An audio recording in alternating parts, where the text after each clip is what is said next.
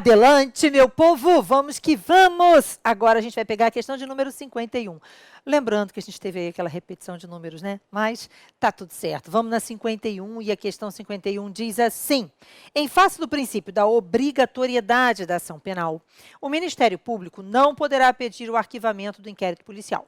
Deverá sempre requisitar novas diligências à autoridade. Pô, nada a ver. Reparem, vamos nos lembrar que ainda que tenha sido alterado o regime de arquivamento pelo pacote, aquilo que está suspenso, né, o artigo 28 que está suspenso, o que a gente tem, gente, é que, veja, o Ministério Público, seja determinar, seja promover, seja requerer o arquivamento, nunca caracterizou violação ao princípio da obrigatoriedade. Obrigatoriedade da ação penal pública não significa o MP tem que oferecer denúncia, significa presentes as condições da ação, o MP tem que oferecer denúncia. Então, se estiverem presentes o interesse de agir, a legitimidade, a possibilidade jurídica do pedido e, principalmente, a justa causa, o MP tem que oferecer a denúncia. Quando o MP promove o arquivamento, ele, na verdade, não pode oferecer a denúncia porque os requisitos necessários à propositura da ação penal não estão presentes. Então, a obrigatoriedade não tem relação com a questão de, olha só, não vai arquivar. O MP pode sim promover o arquivamento e isso não caracteriza violação, ofensa à obrigatoriedade da ação penal pública. Ok? Fechado? Então, tá errada essa questão, de número 51. Ok? Então, em face do princípio da obrigatoriedade, o MP pode. Na verdade, não tem nada a ver isso aqui que está dito nessa alternativa. Questão de número 52. Diz ela, né? Tratando-se de crime de ação penal privada, a titularidade da acusação é da própria vítima ofendida. Repare que eu sempre coloco no cantinho de lá, né? E aqui eu não coloquei. Tratando-se de crime de ação penal privada, a titularidade da acusação é da própria vítima ofendida. Sendo vários os ofensores, caberá à vítima escolher contra quem proporá a queixa. Gente, pelo amor de Deus, sendo vários, vamos alterar aqui, sendo vários os ofensores, deverá a vítima querelar todos. Na verdade, artigos 48 e 49 do CPP estabelecem, né, que vigora na ação penal privada o princípio da indivisibilidade. Novamente, a gente vai repetir. A vítima, nos crimes de ação penal privada, ela tem discricionariedade, ela oferece a queixa se ela quiser. Mas, se ela decidir pelo oferecimento da queixa, tem que ser contra todos. E se ela renunciar em favor de um, a renúncia em favor de um a todos aproveita. É o que estabelece o artigo 48 e 49 do CPP. 48 diz, a queixa contra um obriga ao processo de todos e o Ministério Público velará pela sua indivisibilidade. Artigo 49, a renúncia em favor de um, a todos aproveita. Detalhe que existe aqui uma divergência sobre como o Ministério Público vela por essa indivisibilidade. Se ele poderia, no caso da vítima, oferecer, imagine que você tenha indício suficiente, um inquérito policial instaurado num crime de ação penal privada, em que existem indícios suficientes de autoria contra A e contra B. E a vítima vai lá e oferece a queixa só contra A. Nesse caso, não pode. A queixa contra um obriga ao processo de todos. Como é que o Ministério Público deve agir nessa hipótese, né? E aí, veja, existe um artigo, que é o artigo 45, que diz assim, a queixa, ainda quando exclusiva do ofendido, poderá ser aditada pelo Ministério Público. Mas esse aditamento não é para incluir corréus, né, na ação penal privada, porque o MP não tem legitimidade no crime de ação penal privada. Existe uma divergência, até já se entendeu isso ao longo de muitos anos atrás, mas hoje o entendimento é, se a vítima oferece a queixa em face de A e não inclui B, das duas uma, ou o MP vai requerer que ela seja intimada para incluir B, ou o MP vai entender que houve renúncia em favor de B e a renúncia em favor de B vai aproveitar a A, porque a renúncia em favor de um a todos aproveita. Então, Ana, o Ministério Público não pode aditar a queixa?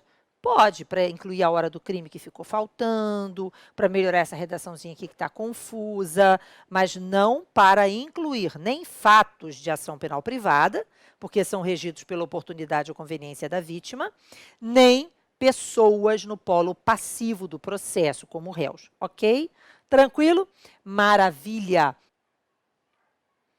Agora, eu separei aqui em 2 slides essas duas questões que estavam juntas no mesmo. Então, essa alternativa está errada. Ficou claro? Então, a vítima não pode escolher em face de quem. Agora, vamos para essa 53. Aí, a 53 está assim. A própria vítima poderá assumir a titularidade da ação pública incondicionada se o Ministério Público ficar inerte dentro dos prazos prescritos na lei processual. Vou fazer uma observação importante. Repare que o gabarito dessa alternativa é certo. Bom, nesse caso, gente, se essa prova, e é provável que essa questão fosse uma questão de múltipla escolha, e a gente desmembrou, entendeu? É provável, não me lembro. Mas, se era uma questão de múltipla escolha e a gente desmembrou, seria fácil.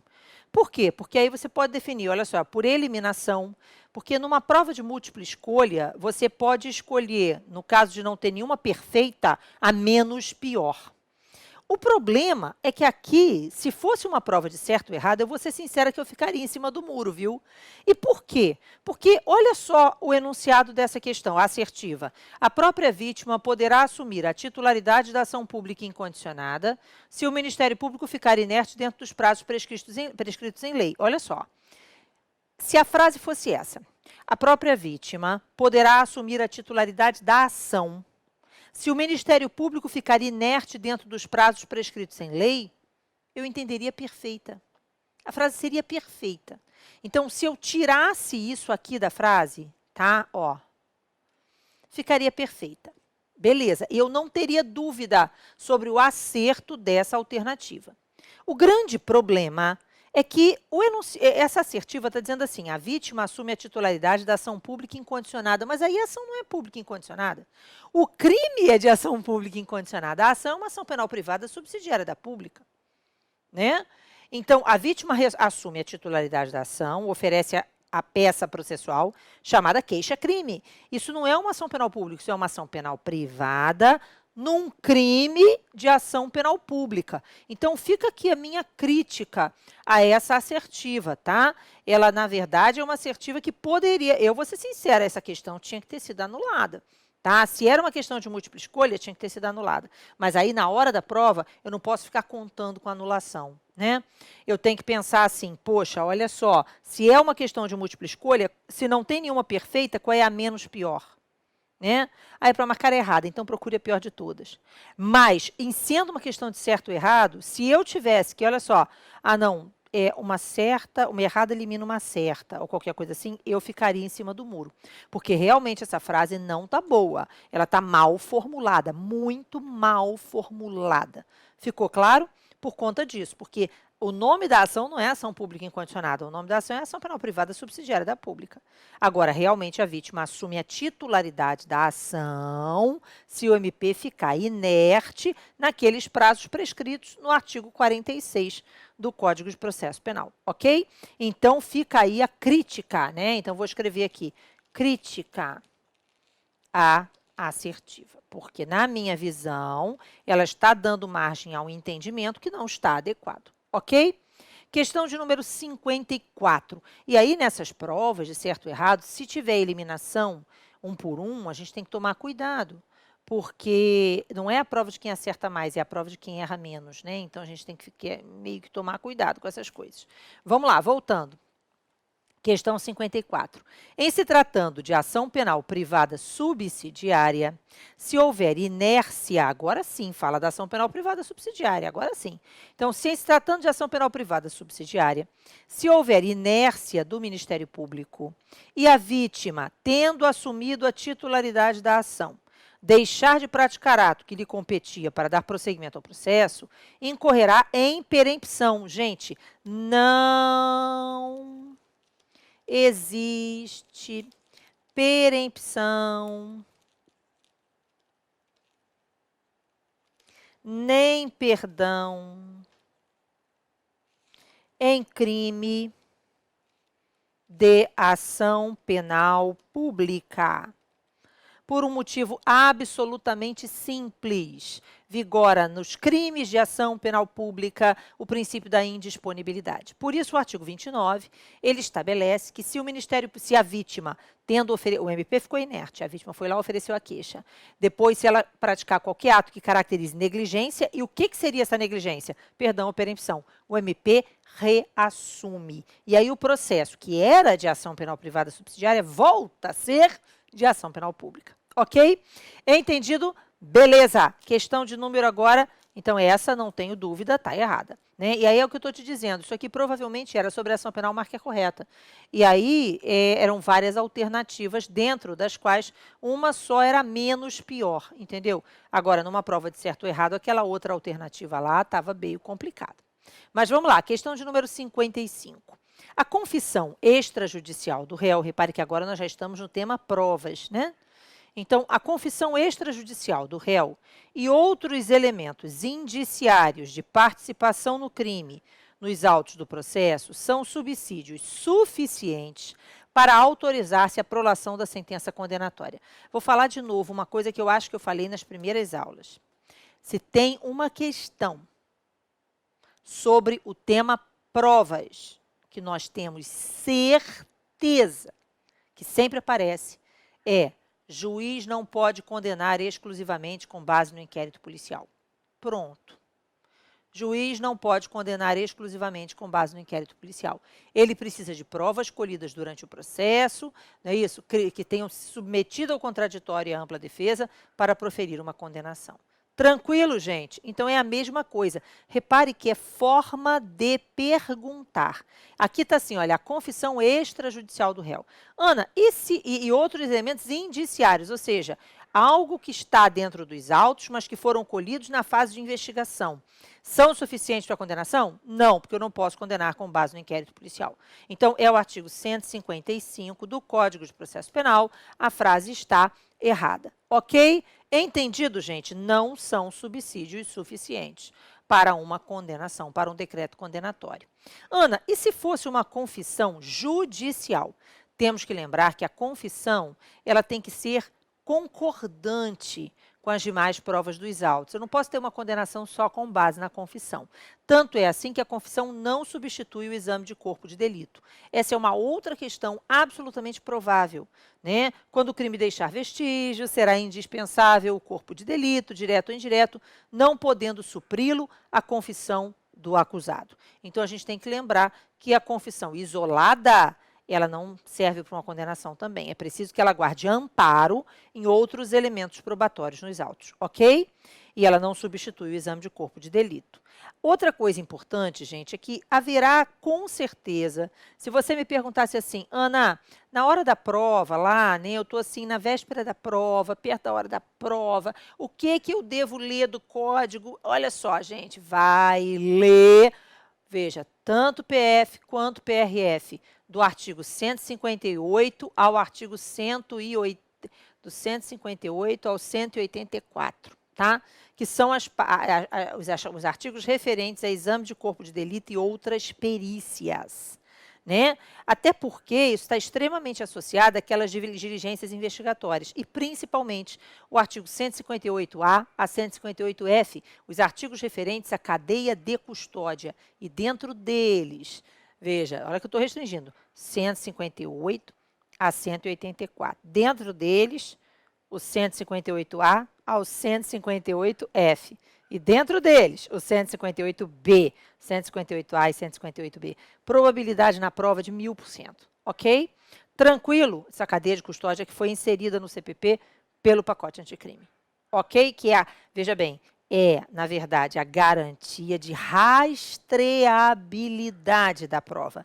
Isso vai permitir ou nos garantir que aquela prova que está sendo examinada pelo juiz seja realmente decorrente daquele vestígio que foi coletado na cena do crime, que não houve contaminação dessa prova, que não houve perda da prova, que não houve substituição da prova, que não houve qualquer tipo de vício em relação a essa prova. Ok? Garante para a gente a mesmice, a fidelidade, a credibilidade dessa prova. Então, é a cadeia de custódia, que é a garantia de rastreabilidade do vestígio. Ok?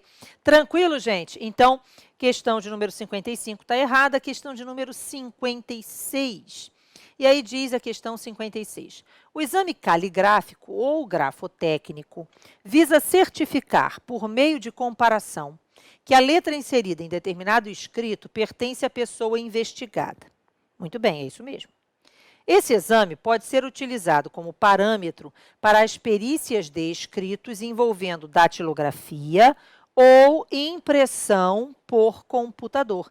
Tá correto, gente. Não tem problema. Ficou claro? O mesmo exame grafotécnico, o mesmo modelo de exame grafotécnico, que é o exame de comparativo de letra manuscrita, pode ser realizado para identificar a origem, se a letra que está naquele documento saiu daquela máquina de datilografia, ou se saiu daquele computador, entendeu?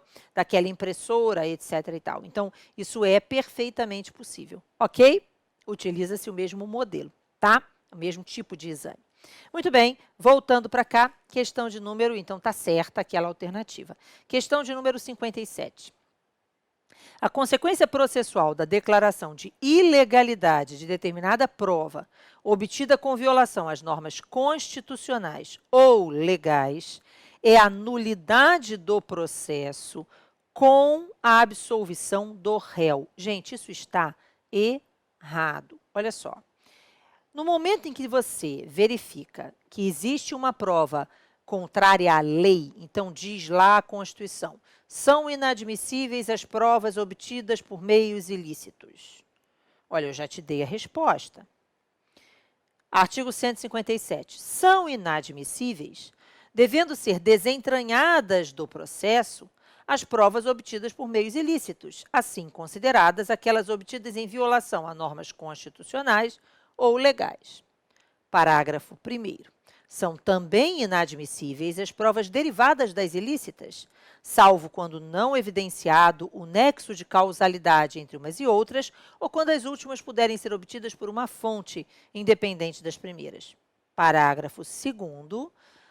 Considera-se fonte independente aquela que, por si só, seguindo os mecanismos típicos e de praxe próprios de uma investigação criminal, puderem levar ao resultado da prova. Parágrafo 4º vetado. E o parágrafo 5º agora tem o que a gente chama de teoria da descontaminação do julgado. Só que esse parágrafo 5º está suspenso na liminar do Supremo Tribunal Federal do pacote anticrime, tá? Está suspenso. Mas o parágrafo 5º diz que o juiz que tomou contato com a prova ilícita não pode proferir sentença. Está suspenso, então não vão cobrar. Eu espero, né?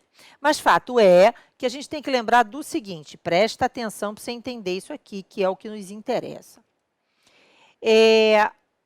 O próprio artigo 5º, inciso 56 da Constituição, e o artigo 157, caput do Código de Processo Penal, já está mostrando que a frase está errada.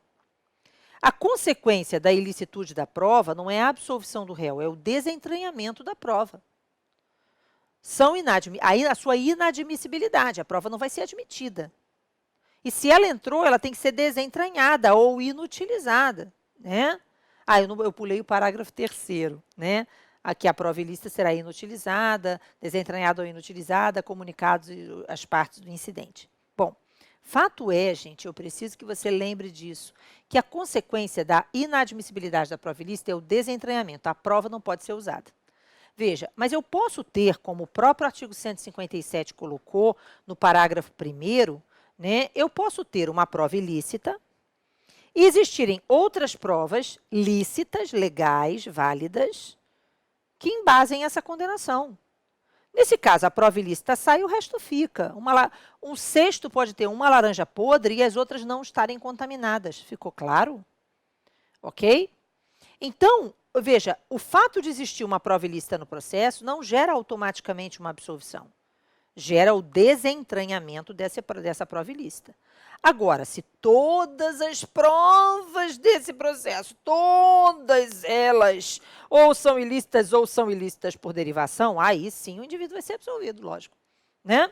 Mas não é, veja, algo que eu possa dizer, a prova ilícita absolve. Não, que isso? A prova ilícita não é admitida, ok? Então, está errada essa alternativa, Tranquilo, gente? Fechado? E a resposta está bem clara no 157 caput do CPP. São inadmissíveis, devendo ser desentranhadas do processo as provas obtidas por meios ilícitos. Ok? Fechado? Questão de número 58. E aí diz a questão 58. Quando a infração penal deixa vestígios, é indispensável a realização do exame de corpo de delito. O exame, contudo, poderá ser suprido pela prova testemunhal na hipótese de desaparecimento dos vestígios. Perfeito, é o corpo de delito indireto. É o artigo 167 do CPP. Então, eu tenho que casar o artigo 158 com o artigo 167. Então, está lá escrito, olha, é indispensável. Quando o crime deixar vestígio, será indispensável o exame de corpo de delito direto ou indireto, não podendo suprir a confissão do acusado. Beleza. E aí, artigo 167, desaparecendo os vestígios, a prova testemunhal poderá suprir-lhe a ausência. Suprir-lhe a ausência. Beleza. Veja, não sendo possível o corpo de delito por terem desaparecido os vestígios, a prova testemunhal poderá suprir-lhe a ausência. O que eu preciso que você entenda? Que para o processo penal, não para a medicina legal. Para quem faz prova para delegado, estuda medicina legal, o pessoal que trabalha com medicina legal costuma chamar de corpo de delito indireto outra coisa. Né? Mas, no processo penal, a gente costuma dizer que o corpo de delito indireto é a prova testemunhal que supre a ausência do exame pericial, que seria o corpo de delito direto. Ok? Fechado, gente? Então, artigo 158 com 167 está certa essa questão de número 58. Questão de número 59. E aí diz a questão 59. Havendo divergência entre os peritos de um laudo pericial, presta atenção que essa questão é de 2004, tá? Essa questão está desatualizada. Mas, apesar dela estar desatualizada, por quê? Porque ela é anterior, parece ulterior, né? Na minha letra é assim, anterior a Lei 11.690 de 2008, ok? Mas eu achei importante que a gente mantivesse, né, essa questão para a gente explicar algumas coisas que são importantes que a gente tem que lembrar em relação à perícia, tá? Então, a questão diz, havendo divergência entre os peritos, né, havendo divergência entre os peritos de um laudo pericial, deverão eles chegar a uma conclusão antes de apresentar o laudo, pois não se admite mais de uma resposta para um único quesito. Olha só, gente, primeiro está errado, né? Antigamente, o exame pericial era realizado por 2 peritos oficiais. Tanto é assim que existe uma súmula do STF que diz assim, é nula a perícia realizada por um único perito, é a súmula 351. Então, é nula a perícia realizada por um único perito, não podendo participar da perícia o perito que participou da busca e apreensão. Olha só, essa súmula, da mesma forma que a lei foi alterada, o artigo 159 foi alterado. E hoje, a Lei 11.690 alterou o artigo 159 e hoje o perito é um só. É um perito oficial. Se não existir perito oficial, o juiz nomeará 2 pessoas idôneas com formação em curso superior na área e tal, para realizar a perícia. E são os peritos ad hoc, né? Ou peritos não oficiais. Então, hoje é um perito oficial só. Então, aquela súmula já não tem mais aplicabilidade nenhuma.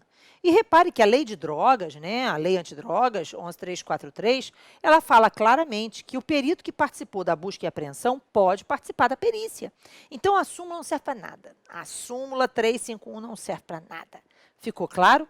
E hoje é um único perito. Agora, antigamente, quando eram 2 peritos oficiais, se houvesse divergência entre eles, era nomeado um 3º perito.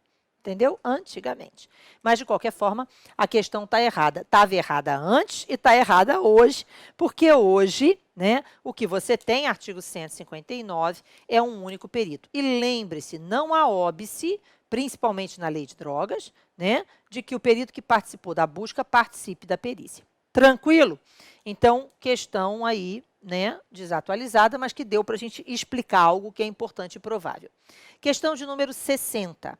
E aí diz a questão 60. De acordo com o sistema processual penal brasileiro, qualquer pessoa poderá ser testemunha. Realmente, qualquer pessoa pode ser testemunha. Toda pessoa pode ser testemunha. E a ninguém que tenha conhecimento dos fatos será dado o direito de eximir-se da obrigação de depor. Já errou. Peraí. Está aqui. Com exceção das pessoas proibidas de depor. Está errado. Olha só. Aí que está. Presta atenção em relação à prova testemunhal. Qualquer pessoa pode ser testemunha. O que significa isso? Que não há qualidade especial para testemunha. O indivíduo é nacional ou estrangeiro. Ele é capaz ou incapaz, né? Qualquer pessoa pode ser testemunha. Veja, os doentes mentais podem ser testemunhas, as crianças podem ser testemunhas, né? Então, eu tenho qualquer pessoa pode ser testemunha. Tranquilo? E mais, toda pessoa que é intimada para depor tem a obrigação de depor. Então, essa é a segunda coisa. Obrigação de depor.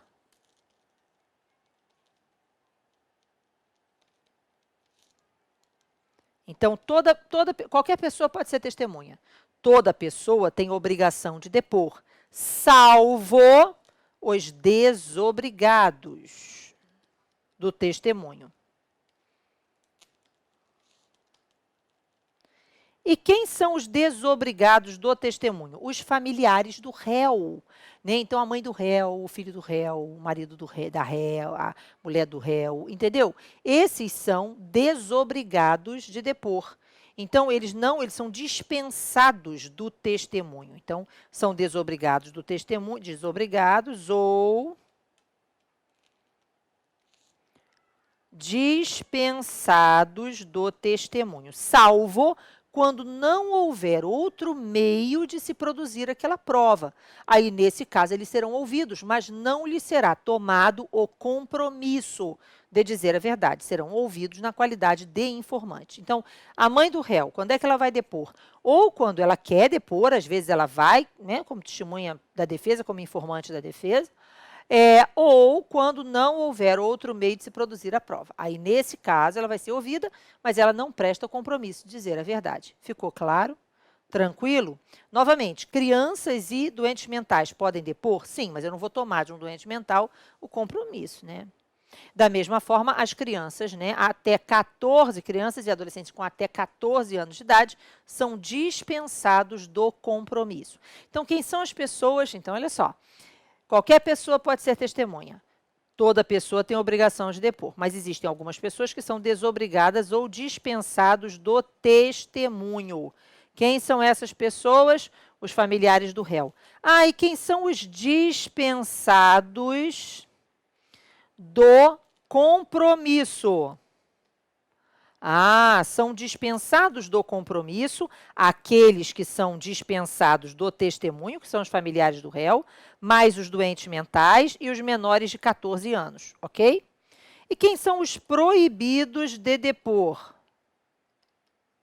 São proibidos de depor aqueles que conhecem dos fatos em razão de ministério, profissão, ofício e função. Então, é o padre, né?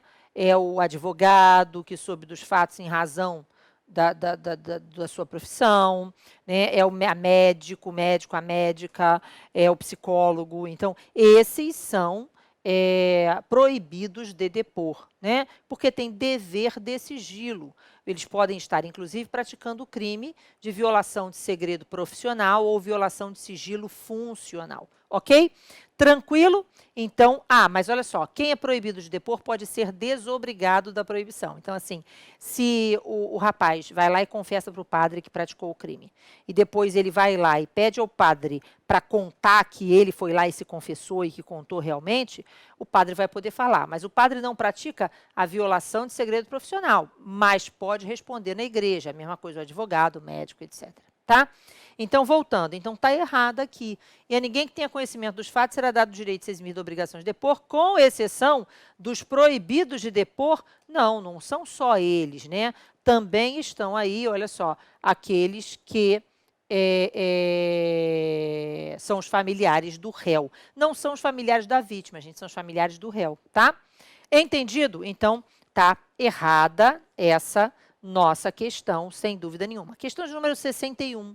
E aí diz a questão 61. Como o sistema processual penal brasileiro assegura ao investigado o direito de não produzir provas contra si mesmo, a ele é conferida a faculdade de não participar de alguns atos investigativos, como, por exemplo, da reprodução simulada dos fatos e do procedimento de identificação datiloscópica e de reconhecimento, além do direito de não fornecer material para comparação e exame pericial. Presta atenção para vocês entenderem. Realmente, existe a garantia de não autoincriminação e o direito de permanecer calado, o direito ao silêncio, né? Eles consagram aí o nemo tenetur sidetegere. Então, é o direito, a garantia de não autoincriminação, o direito ao silêncio, que, na verdade, resguardam essa expressão latina. Bom, o que acontece? No momento em que eu tenho a garantia de não autoincriminação, eu posso me recusar a fornecer o padrão gráfico para o exame grafotécnico. Eu posso ficar em silêncio, entendeu? Eu posso não querer participar da reprodução simulada dos fatos. Mas repare que em todos esses tipos de prova, eu teria que participar de forma ativa. Agora, aquilo que é prova passiva, tipo reconhecimento de pessoa, o entendimento da jurisprudência é que o indivíduo não pode dizer que não vai participar. Entendeu?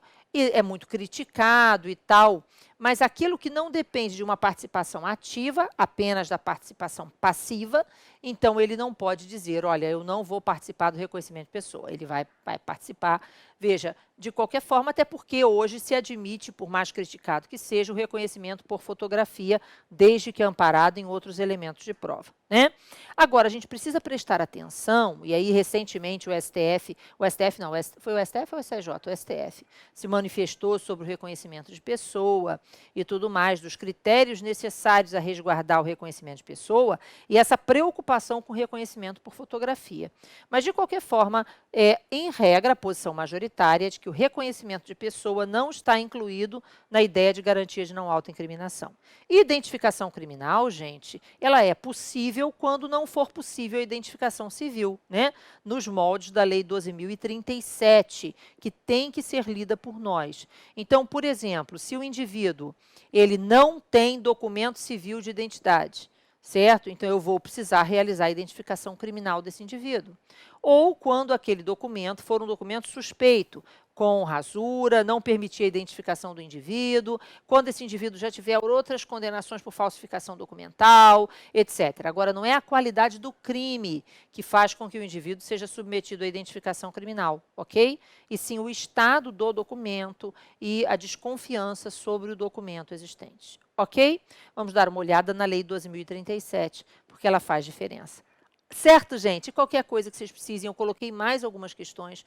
Quero que vocês observem essas questões e qualquer dúvida que vocês tenham. Acho que eu coloquei até a questão de número 75, né? 75, foi, tá? Então, eu quero que vocês olhem e qualquer dúvida que vocês tenham, podem me chamar, não tem problema, certo? Eu estou aqui para ajudar no que for preciso, certo? Então, lá dentro da plataforma é capaz de ter um mecanismo de tira dúvida, mas se não tiver, pode me chamar nas redes sociais. Aliás, meu Instagram é professora Ana Cristina, tá? Tudo junto, professora Ana Cristina. Vai ficar com 2 As mesmo. Um beijinho.